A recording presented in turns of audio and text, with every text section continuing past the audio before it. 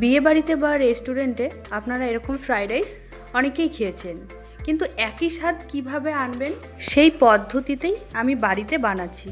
চলুন দেরি না করে শুরু করা যাক। তাহলে কি কি উপকরণ লাগে চলুন দেখে নিই।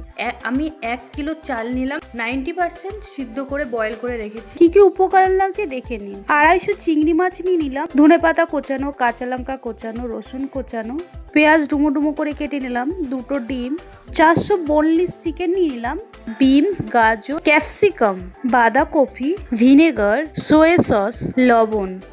এরপর কড়াইটাকে গরম করে হালকা লবণ দিয়ে চিকেনগুলোকে ভেজে নেবো। এইভাবে চিংড়ি মাছকেও ভেজে নেবো হালকা লবণ দিয়ে, ডিমটাকেও ভেজে নেবো। এরপর ওই কড়াইয়ের মধ্যে একটু রসুন কুচি, একটু কাঁচা লঙ্কা, তারপর সমস্ত সবজিগুলো ঢেলে ভালো করে নাড়িয়ে চাড়িয়ে একটু লবণ, পেঁয়াজটা দিয়ে আমি নাড়িয়ে চাড়িয়ে নিলাম। এরপরে রাইসটা ঢেলে নিলাম।